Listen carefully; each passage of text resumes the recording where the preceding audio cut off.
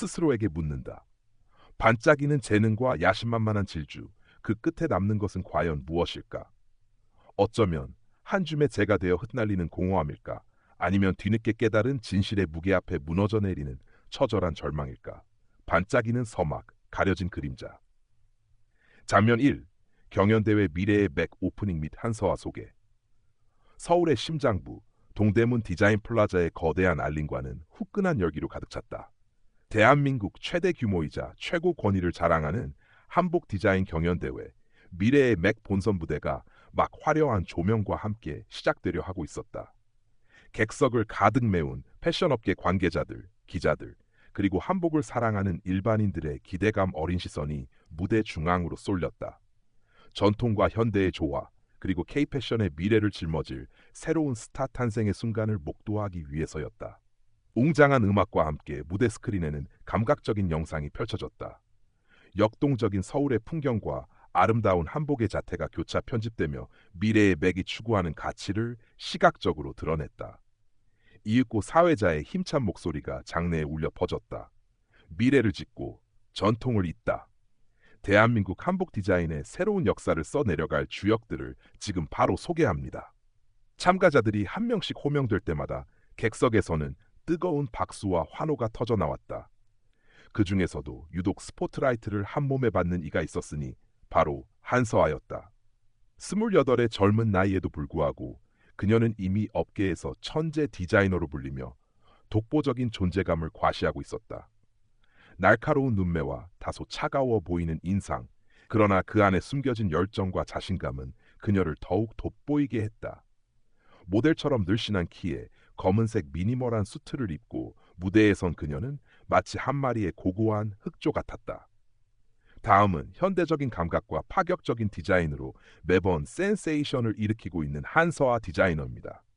과연 이번에는 어떤 놀라운 작품으로 우리를 사로잡을지 기대됩니다. 서아는 가볍게 고개를 숙여 인사했지만 그녀의 얼굴에는 이미 우승에 대한 확신이 서려 있는 듯했다. 그녀에게 미래의 맥은 단순한 경연대회가 아니었다. 자신의 이름을 전 세계에 알리고 자신만의 브랜드를 성공시키기 위한 가장 확실한 발판이었다. 지방 소도시 출신으로 오직 실력 하나만으로 이 자리까지 올라온 그녀였다.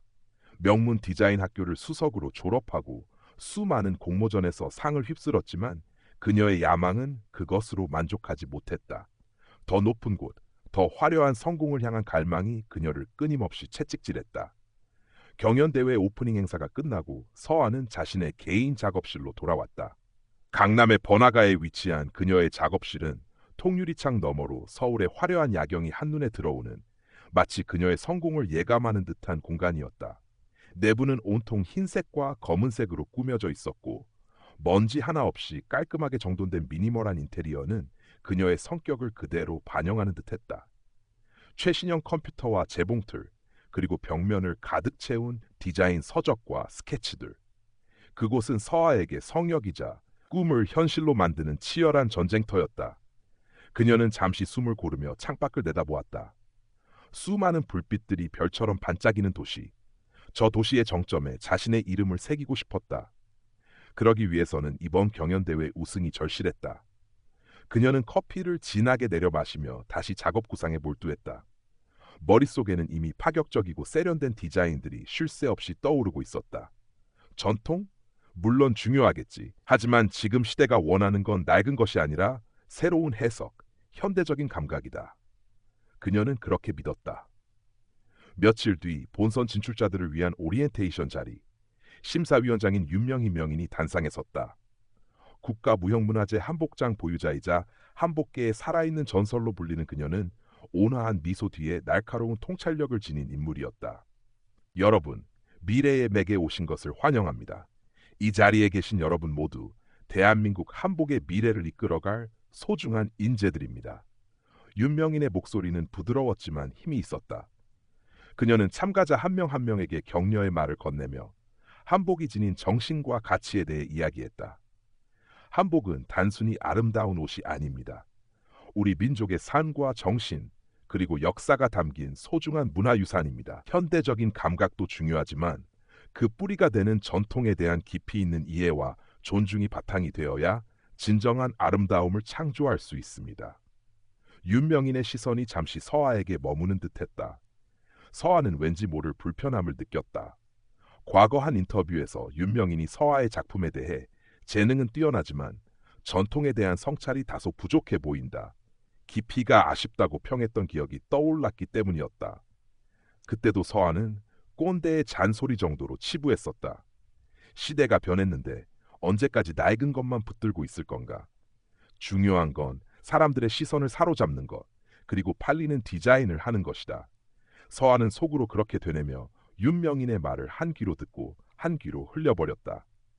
그녀의 머릿속은 오로지 어떻게 하면 더 새롭고 더 파격적인 디자인으로 우승할 수 있을까 하는 생각뿐이었다. 장면 2. 결선 과제 발표 및 의뢰인과의 첫 만남. 시간은 빠르게 흘러 어느덧 결선 과제가 발표되는 날이 되었다. 최종 라운드에 진출한 디자이너는 단 5명. 그중 한 명이 바로 한서아였다. 긴장감이 감도는 발표회장, 사회자가 결선 과제를 발표했다. 대망의 결선 과제는 비밀 의뢰인의 사연을 담은 세상에 하나뿐인 한복 제작입니다. 장내에 술렁임이 일었다. 의뢰인의 정체도 사연도 알 수 없는 상태에서 오직 그 사람만을 위한 맞춤 한복을 제작해야 하는, 그야말로 디자이너의 공감 능력과 창의력을 극한까지 시험하는 과제였다. 의뢰인은 추첨을 통해 각 디자이너에게 배정될 예정이었다. 서아는 내심 자신만만했다. 어떤 의뢰인이든 어떤 사연이든 자신의 뛰어난 감각으로 완벽하게 소화해낼 수 있다고 믿었다. 오히려 예측 불가능한 상황이 그녀의 도전 의식을 자극했다. 추첨이 시작되고 서아의 이름이 호명되었다. 그녀는 당당한 걸음으로 무대에 올라 의뢰인이 적힌 봉투를 뽑았다. 봉투를 열어 의뢰인의 이름을 확인하는 순간 그녀의 미간이 살짝 좁혀졌다. 박순옥? 왠지 모르게 촌스러운 이름이었다. 하지만 개의치 않았다. 이름이 중요한 게 아니니까. 중요한 건 그 사람에게서 어떤 영감을 끌어내어 최고의 작품을 만드느냐 하는 것이었다. 며칠 후 서아는 약속된 장소에서 자신의 의뢰인 박순옥 할머니를 처음 만나게 되었다. 서울 근교의 한적한 카페였다.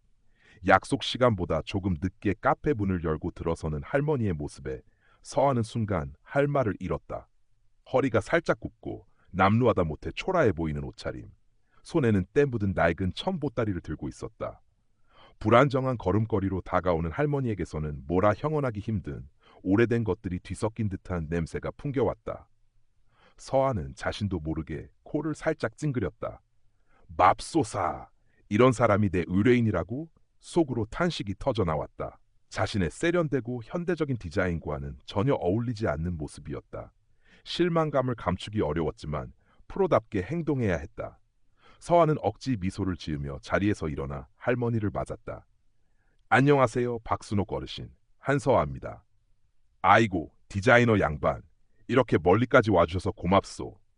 할머니의 목소리는 떨리고 있었고 주름진 얼굴에는 긴장한 기색이 역력했다. 자리에 앉은 할머니는 한참을 망설이다가 손에 든 낡은 보따리를 조심스럽게 풀기 시작했다. 그 안에서 나온 것은 빛이 바를 대로 바랜 천 조각들과 누렇게 변색된 한지 뭉치였다. 서아는 그것들을 내려다보며 할머니가 풍기는 냄새의 정체를 어렴풋이 짐작했다. 풀물 냄새, 오래된 천 냄새, 그리고 희미하게 흙냄새 같은 것도 섞여 있는 듯했다. 저 디자이너 양반에게 부탁이 있어서 왔소. 할머니는 떨리는 목소리로 입을 열었다. 내 손녀딸이 곧 시집을 간단 말이오. 그 아이 결혼식 때 입을 한복을 좀 만들어줄 수 있겠소? 손녀 결혼식 한복이라 흔한 의뢰였다. 하지만 할머니의 다음 말은 서아를 더욱 당혹스럽게 만들었다. 내 평생 간직해온 것이 있소. 바로 효원수라는 우리 전통 자수요.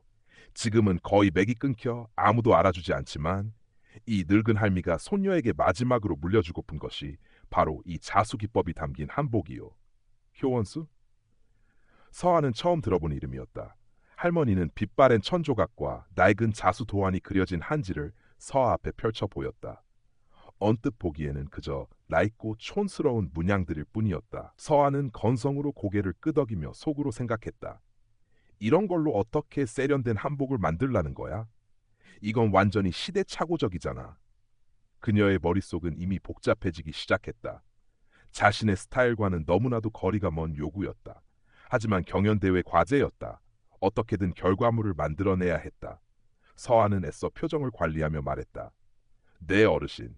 일단 자료는 잘 받아보겠습니다. 제가 어르신의 사연을 잘 담아서 세상에서 가장 아름다운 한복을 만들어 드릴게요.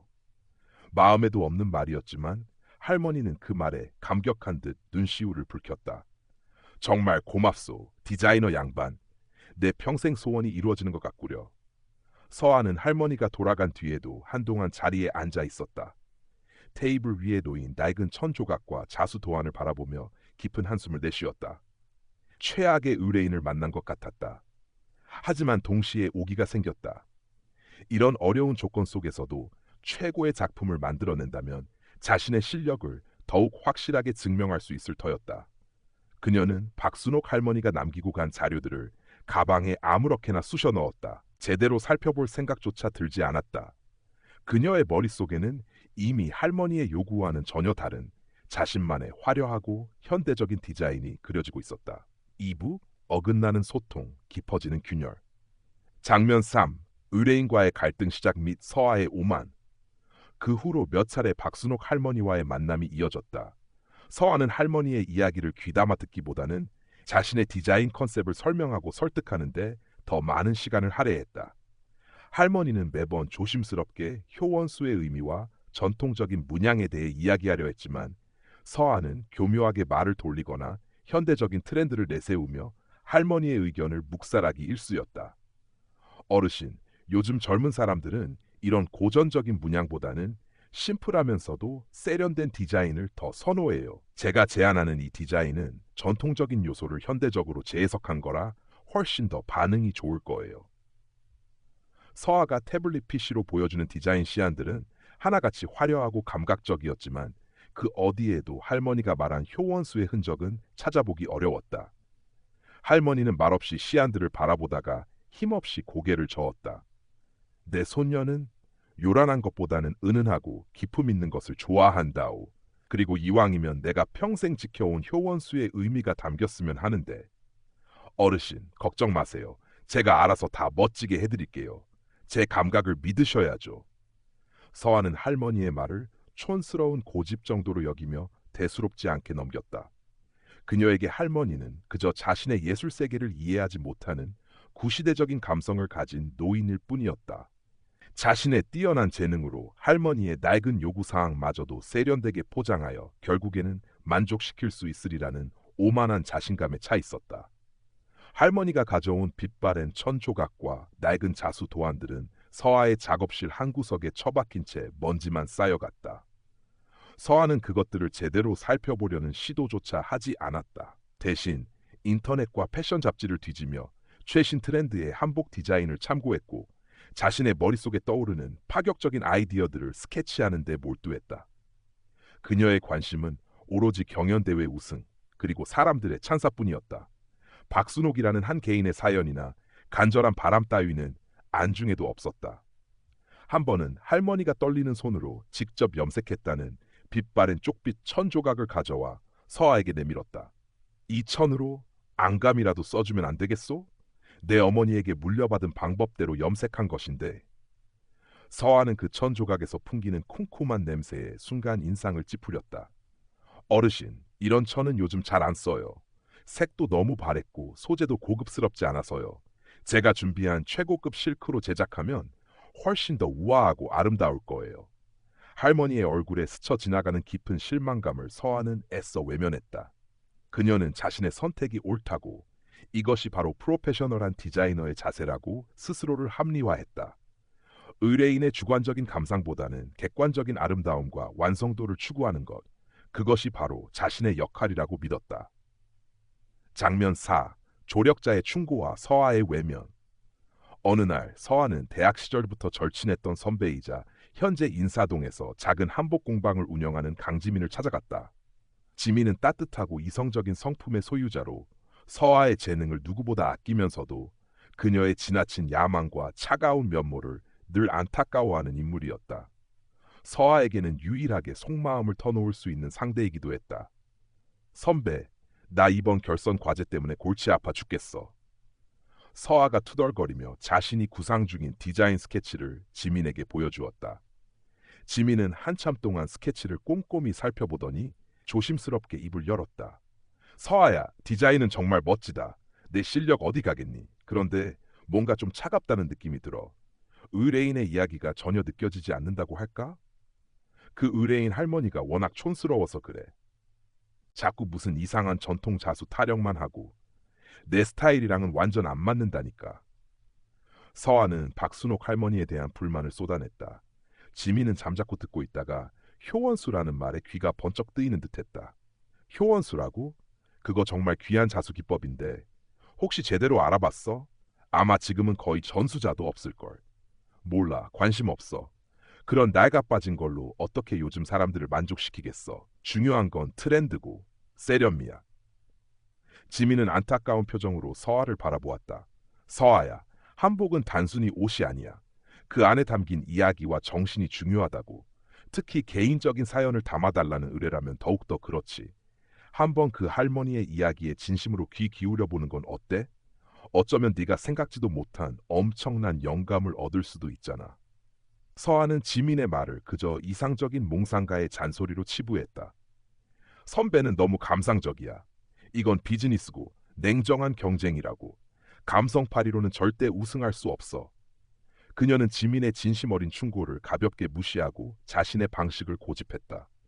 성공에 대한 열망이 그녀의 눈과 귀를 가리고 있었고 타인의 마음에 공감하는 능력을 점점 잃어가고 있었다. 지민은 더 이상 말을 잇지 못하고 깊은 한숨을 내쉬었다. 서아의 눈빛에서 더 이상 자신이 알던 순수한 열정은 찾아보기 어려웠다. 그저 성공에 대한 조급함과 날카로운 야심만이 번뜩이고 있을 뿐이었다. 장면 5. 서아의 작업 과정과 내적 갈등. 서아는 작업실에 틀어박혀 밤샘 작업을 이어갔다. 그녀의 손끝에서 화려하고 세련된 한복이 점차 모습을 갖춰가고 있었다. 최고급 실크 원단, 과감한 색상 대비, 현대적인 실루엣. 누가 보더라도 감탄할 만한 기술적인 완성도를 자랑하는 작품이었다. 그녀는 자신의 작품에 스스로 도취되어 갔다. 이 한복이라면 분명 심사위원들과 대중을 모두 사로잡고 우승을 거머쥘 수 있을 것이라고 확신했다. 하지만 아주 가끔 작업에 몰두하다가 문득 박순옥 할머니의 슬퍼 보이던 눈빛이나 강지민의 진심 어린 충고가 떠오를 때가 있었다. 그럴 때면 아주 잠깐이지만 마음 한구석이 불편해지기도 했다. 내가 너무 내 생각만 하는 건 아닐까? 정말로 할머니의 이야기를 제대로 들어보지 않은 걸까? 하는 미미한 죄책감이 고개를 들었다. 그러나 그런 생각은 이내 우승해야 한다는 강박감과 내 방식이 옳다는 오만함에 짓눌려 사라지곤 했다. 이 정도면 됐어. 할머니도 결국엔 이 세련된 한복을 보면 좋아할 거야. 이게 요즘 스타일이니까. 낡은 것보다는 새로운 것이 훨씬 더 가치 있는 법이지. 그녀는 그렇게 스스로를 타이르고 합리화하며 다시 작업에 몰두했다. 특히 할머니가 가져온 낡은 천 조각에서 나는 특유의 냄새는 그녀를 더욱 예민하게 만들었다. 작업실 한쪽에 놓아둔 그 천 쪼가리들 때문에 방 전체에 퀴퀴한 냄새가 배는 것 같아 서아는 수시로 창문을 열어 환기시키거나 값비싼 방향제를 뿌려댔다. 그것은 마치 할머니의 존재 자체를 그리고 그녀가 상징하는 전통의 가치를 애써 지우려는 무의식적인 행동처럼 보이기도 했다. 그녀는 자신의 디자인에 전통의 현대적 재해석이라는 그럴듯한 명분을 붙였다. 하지만 그것은 허울 좋은 포장일 뿐 실제로는 전통에 대한 깊이 있는 이해나 존중 없이 자신의 스타일만을 고집한 아집의 산물이었다. 그녀는 박순옥 할머니의 사연을 담는 것이 아니라 박순옥 할머니를 자신의 작품을 위한 도구로 이용하고 있었다. 최종 피팅 및 갈등 심화. 마침내 한복이 완성되고 최종 발표회를 며칠 앞둔 어느 날 박순옥 할머니가 최종 피팅을 위해 서아의 작업실을 찾았다. 서아는 자신이 심혈을 기울여 만든 한복을 의기양양하게 할머니 앞에 선보였다. 눈부시게 푸른색과 강렬한 붉은색이 조화를 이룬 저고리, 풍성하면서도 현대적인 라인의 치마, 곳곳에 수놓인 자수는 전통 문양을 모티브로 했지만 지극히 현대적이고 기하학적인 형태로 변형되어 있었다. 누가 보더라도 세련되고 화려한 그야말로 한서아 스타일의 한복이었다. 어떠세요, 어르신? 정말 아름답죠? 제가 어르신을 위해 특별히 디자인한 거예요. 서아는 자랑스럽게 말했다. 하지만 할머니의 표정은 서아의 예상과 달랐다. 완성된 한복을 한참 동안 말없이 바라보던 할머니의 얼굴에는 기쁨이나 감탄 대신 알 수 없는 슬픔과 실망감이 어렸다. 할머니는 천천히 한복을 입어보았다. 값비싼 실크의 감촉은 부드러웠지만 어딘지 모르게 차갑고 낯설게 느껴졌다. 거울 앞에 선 자신의 모습은 분명 화려했지만 그것은 자신이 아니었다. 이건 내 이야기가 아니네. 할머니는 거울 속 자신을 보며 힘없이 중얼거렸다. 그 목소리는 너무나 작아서 서아에게는 잘 들리지 않았다. 어르신, 정말 잘 어울리세요. 이 한복을 입고 결혼식장에 나타나시면 모든 사람들의 시선을 한 몸에 받으실 거예요. 제가 장담합니다. 서아는 할머니의 미묘한 반응을 눈치채지 못한 채 혹은 애써 무시한 채 자신의 작품에 대한 자부심을 늘어놓았다. 할머니는 더 이상 아무 말도 하지 않았다. 그저 깊은 한숨을 내쉬며 창밖의 번잡한 도시 풍경을 물끄러미 바라볼 뿐이었다. 그녀의 눈가에는 희미한 물기가 어리는 듯했다. 서아는 그 순간에도 할머니의 마음속 깊은 곳에서 일렁이는 절망감을 읽어내지 못했다. 그녀의 눈에는 오직 자신의 성공과 그로 인해 얻게 될 명성만이 아른거리고 있었다.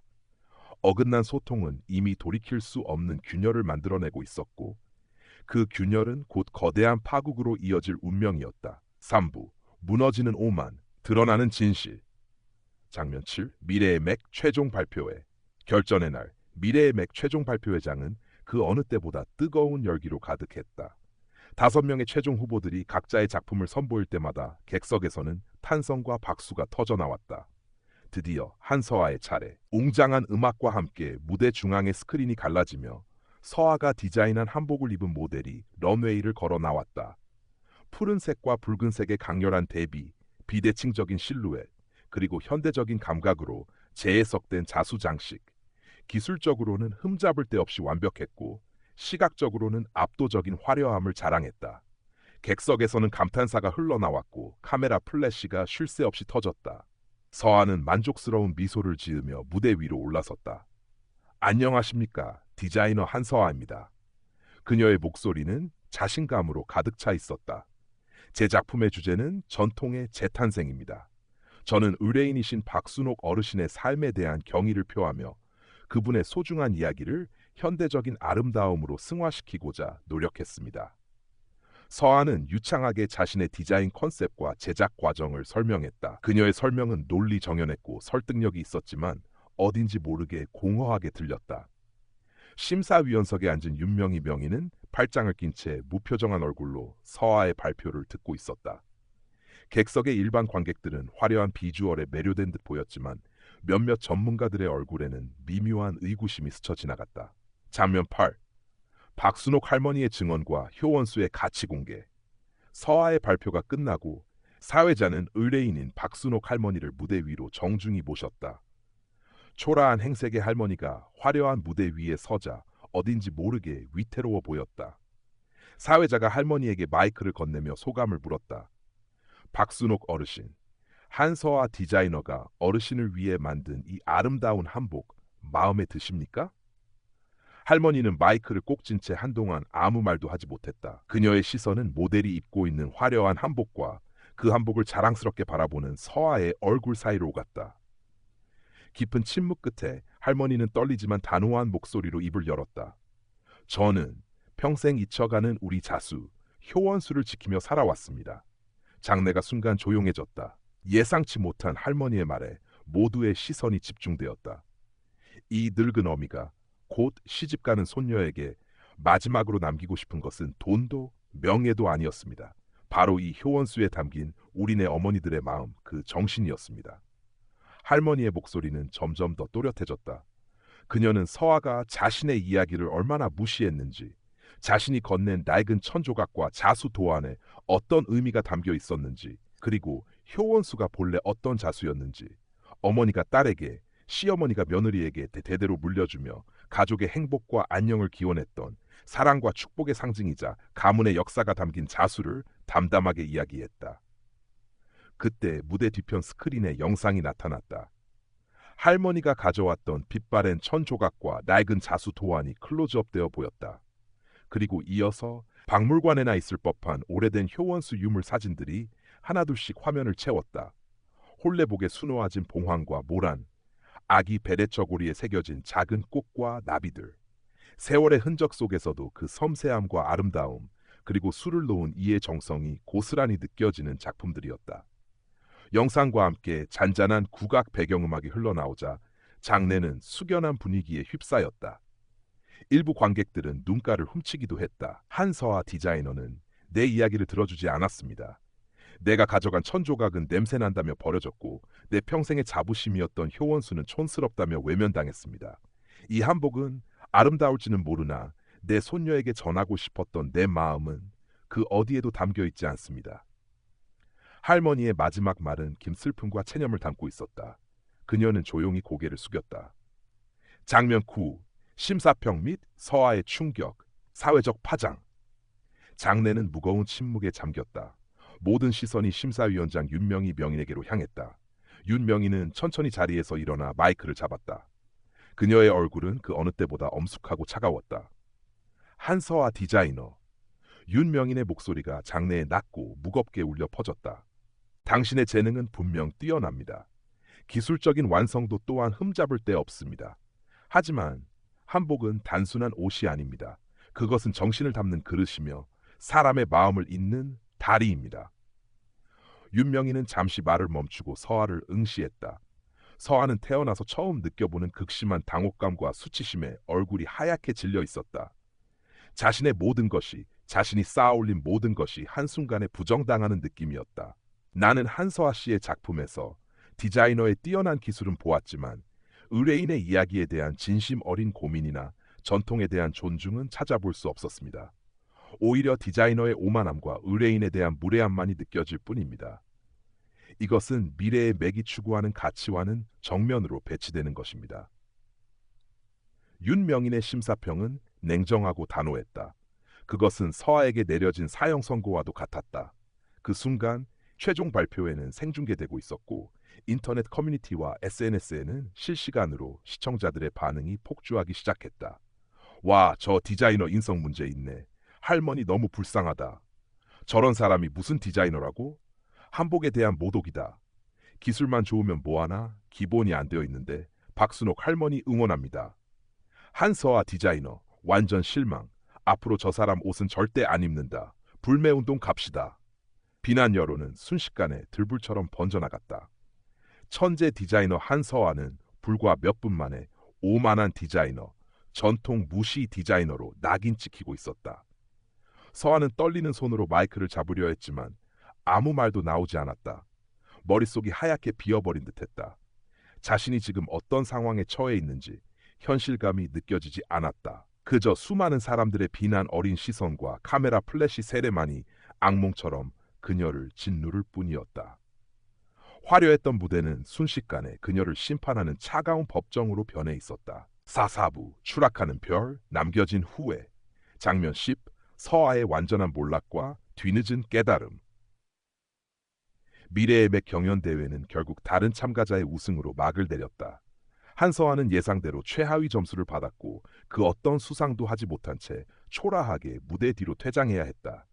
한때 스포트라이트를 한몸에 받았던 그녀의 주변에는 이제 싸늘한 냉기만이 감돌았다. 동료 디자이너들은 애써 그녀를 외면했고 기자들은 더 이상 그녀에게 질문하지 않았다. 그날 이후 서아의 삶은 송두리째 흔들리기 시작했다. 전통 모독 디자이너, 오만한 천재라는 꼬리표는 끈질기게 그녀를 따라다녔다. 언론은 연일 그녀의 비윤리적인 태도를 비판했고 대중의 비난은 식을 줄 몰랐다. 한복업계는 그녀에게 등을 돌렸다. 예정되어 있던 유명 브랜드와의 콜라보레이션 계약은 모두 취소되었고 야심차게 준비하던 개인 브랜드 론칭 계획도 물거품이 되었다. 한순간에 모든 것을 잃은 것이었다. 강지민은 망연자실한 서아를 찾아와 안타까운 마음을 전했지만 섣불리 위로의 말을 건네지 못했다. 서아야, 가장 중요한 걸 놓쳤어. 옷은 결국 사람을 향해야 한다는 거. 지민의 말은 서아의 가슴에 비수처럼 꽂혔지만 그때의 서아는 그 의미를 제대로 이해하지 못했다. 그저 자신의 불운과 세상의 모리애를 탓할 뿐이었다. 시간이 얼마나 흘렀을까? 서아는 텅 빈 작업실에 홀로 남아 있었다. 한때 그녀의 야망과 열정으로 가득 찼던 공간은 이제 싸늘한 절망감만이 감돌았다. 바닥에는 구겨지고 찢어진 디자인 스케치들이 어지럽게 널려 있었다. 창밖으로는 차가운 가을비가 추적추적 내리고 있었다. 도시의 불빛은 비에 젖어 흐릿하게 번져 보였다. 그때 서아의 눈에 책상 한 구석에 놓인 낡은 물건 하나가 들어왔다. 박순옥 할머니가 두고 갔던, 혹은 그녀가 무심코 작업실에 가져왔던 빛바랜 천 조각과 누렇게 변색된 효원수 자수본이었다.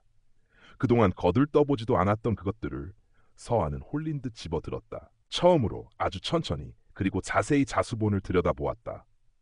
낡고 해진 한지 위에는 세월의 흔적이 고스란히 담겨 있었다. 그 위에 그려진 섬세한 문양들. 언뜻 보았을 때는 그저 촌스럽고 의미 없어 보였던 그 문양들 속에 이제야 비로소 숨겨진 아름다움과 깊이가 보이기 시작했다. 봉황과 모란, 연꽃과 나비, 그리고 이름 모를 작은 풀꽃들. 각각의 문양에는 할머니가 이야기했던 것처럼 가족의 행복과 건강, 사랑과 축복을 기원하는 간절한 마음이 담겨 있는 듯했다. 한 땀 한 땀 술을 놓았을 이름 모를 여인들의 숨결이 느껴지는 듯했다.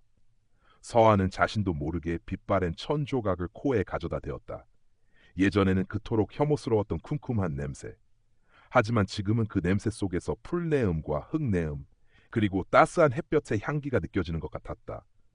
그것은 인공적인 향수로는 결코 흉내낼 수 없는 자연과 세월이 만들어낸 깊고 편안한 향기였다. 그 순간 서아는 깨달았다. 자신이 무엇을 놓쳤는지, 얼마나 어리석고 오만했는지를. 그녀는 단순히 경연대회에서 우승하는 것에만 눈이 멀어 한 인간의 진심과 한 문화의 소중한 가치를 무참히 짓밟았던 것이다. 윤명희 명인이 말했던 정신을 담는 그릇이라는 말의 의미, 강지민이 충고했던 사람을 향해야 한다는 말의 의미가 이제야 비로소 뼈저리게 와닿았다. 내가 다 망쳤어. 서아의 입에서 절규와도 같은 신음이 터져나왔다. 뜨거운 눈물이 뺨을 타고 흘러내려 낡은 자수본 위로 뚝뚝 떨어졌다. 돌이킬 수 없는 과거, 회복 불가능한 현재. 그녀는 자신의 편견과 오만이 만들어낸 이 비극적인 결과를 이제 홀로 감당해야 했다. 어떤 변명도 용서도 구할 길이 보이지 않는 막막한 현실 앞에서 그녀는 깊은 절망감에 휩싸였다. 창밖에 비는 그칠 줄 몰랐고 서아의 작업실에는 그녀의 흐느낌만이 낮게 울려 퍼지고 있었다. 한때 반짝이는 별이 되기를 꿈꾸었던 젊은 디자이너는 그렇게 스스로 빛을 잃고 차가운 어둠 속으로 추락하고 있었다. 그녀의 미래는 한치 앞도 보이지 않는 짙은 안개 속에 잠겨 있었다. 과연 그녀에게 다시 한번 기회가 주어질 수 있을까? 아니, 어쩌면 중요한 것은 기회가 아니라 이 처절한 깨달음 속에서 그녀가 진정으로 무엇을 배우고 어떻게 변화해 갈 것인가 하는 점일지도 몰랐다. 하지만 지금 당장은 그 어떤 희망도 보이지 않는 깊고 어두운 절망의 늪만이 그녀를 기다리고 있을 뿐이었다.